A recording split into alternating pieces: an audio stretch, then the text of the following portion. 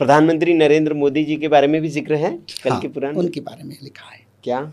उनके बारे में लिखा है, सरदार वल्लभ भाई पटेल के बारे में लिखा है, अच्छा। महात्मा गांधी जी के बारे में लिखा है, इंदिरा गांधी जी के बारे में लिखा है, और सुभाष बोस जी के बारे में लिखा है, और कई जो स्वाधीनता संग्रामी जो भारत आंदोलन में थे उनका नाम लिखा है। जी, मोदी जी के बारे में क्या लिखा है, दर्शक अगर जानना चाहे तो?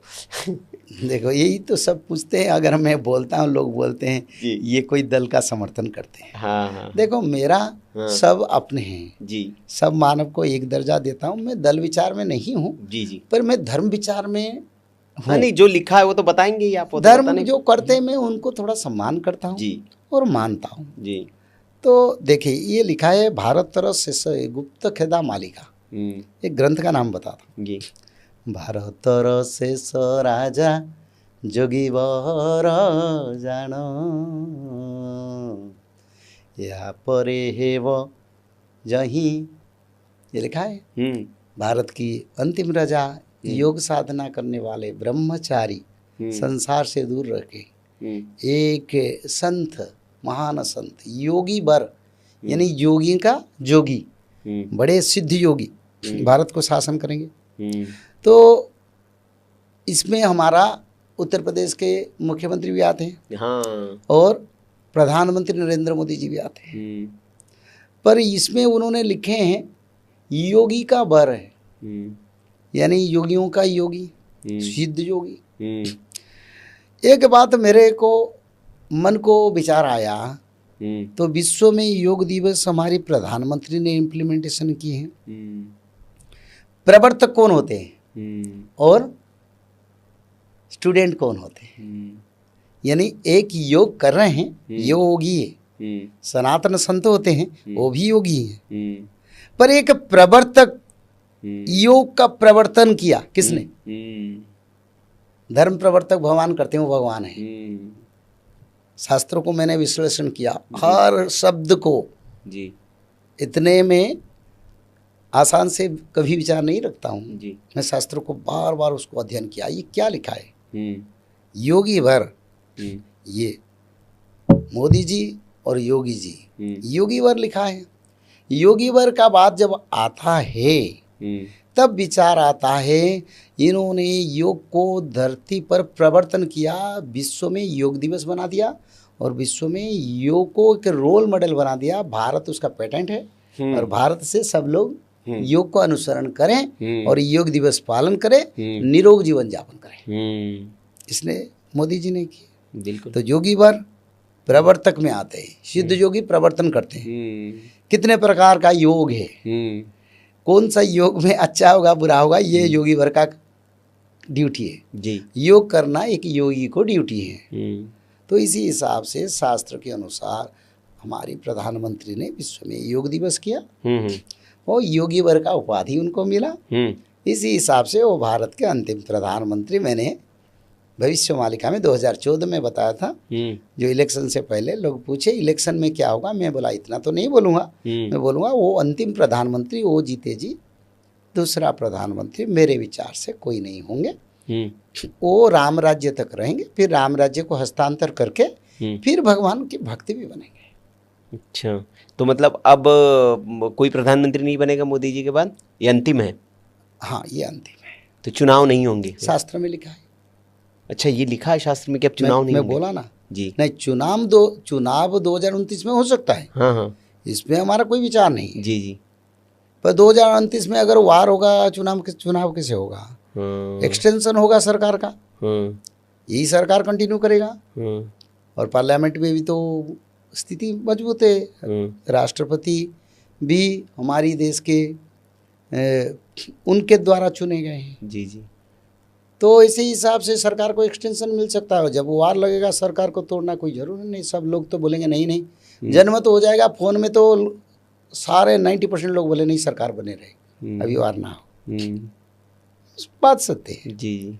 तो इसीलिए राम राज्य तक ये प्रधानमंत्री रहेंगे। अच्छा, राम राज्य तक।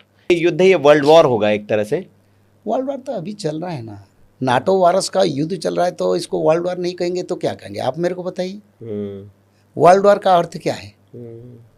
विश्व युद्ध, जिसमें महाशक्तियां हैं, America, England, France, German, Japan. नहीं, अभी नाटो लेकिन शरीक नहीं हुआ है ना, यूरोप। हाँ, ये सारे तो यूक्रेन के विरुद्ध में वार कर रहे हैं। यूक्रेन के साथ मिलके रशिया के साथ वार कर रहे हैं, और रशिया के साथ वायरस कंट्री जो थे वो मिलके वार कर रहे हैं। तो ये वर्ल्ड वार नहीं है ना, नहीं है। और एक बात बोलूं जी, ये जो युद्ध चल रहा है, जब तक ये महाविनाश नहीं करेगा ये युद्ध खत्म नहीं होगा। अच्छा, यानी एक बार आग लगता है तो आग बढ़ते बढ़ते एक संबर तक अग्नि में परिणत होता है, जिस समय रोकने के लिए किसी का सामर्थ्यता नहीं रहेगा। आज जो क्रोध है रशिया का, जो क्रोध है नाटो कंट्री का, ये अग्नि में तब्दील नहीं होगा, बड़ा अग्नि नहीं जलेगा, जलेगा। मिड ईस्ट में जो वार चल रहा है ये बड़ा युद्ध नहीं होगा क्या?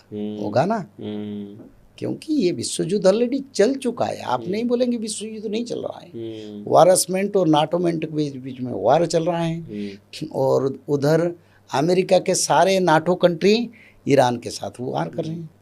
तो ये युद्ध वैश्विक युद्ध की आप बात कर रहे हैं और सारे योद्धा होंगे, तो क्या ये जो भारत पाकिस्तान के युद्ध की भविष्य मालिका में जो एक भविष्यवाणी जो चलती है, ये इसका जिक्र है कि पाकिस्तान और भारत के बीच में एक भयंकर युद्ध होगा? अभी देखो, जब पाकिस्तान कोई कंट्री नहीं था, हाँ हाँ, सिर्फ भारत था जी, भारत कन्वर्सन हुआ इंडिया को, जब डिवीजन हुआ तब इंडिया पाकिस्तान हुआ ना।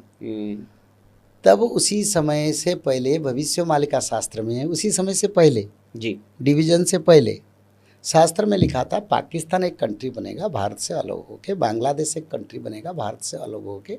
उसको स्वर्गत इंदिरा गांधी ने पाकिस्तान को पाकिस्तान को तोड़ के बांग्लादेश बनाएंगे, ये शास्त्र में लिखा था।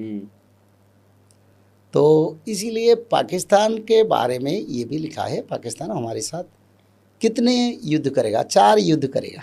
अच्छा, 4? अभी तक कितने युद्ध हो चुका है? 3 हो गए। 3 हो गए, छोटे युद्ध हुआ था। हाँ, एक तो छोटा था अभी वाला। अभी वाला जो युद्ध है वो फाउंडेशन है भारत पाकिस्तान का भविष्य युद्ध के लिए। अच्छा। और आज भी तो हमारी सरकार कहते हैं युद्ध चल रहा है, युद्ध खत्म नहीं हुआ। ऑपरेशन 2 चल रहा है, सिंदूर। और शायद बॉर्डर में वो रोज अटैक कर रहे हैं और हमारी सरकार डिफेंड कर रहे हैं, जिसका न्यूज नहीं आ रहा है। हाँ, क्योंकि चाइना भी लगा ही हुआ है। हाँ, ये इसलिए पाकिस्तान के साथ वार अभी भी चल रहा है और भयंकर युद्ध भी होगा। और जब पाकिस्तान के साथ वार होगा, चाइना अपनी तरफ से अटैक करेगा। चाइना भी उसमें शामिल होगा? हाँ, चाइना अटैक करेगा, तुर्की अटैक करेगा, बांग्लादेश भी शुरू करेगा।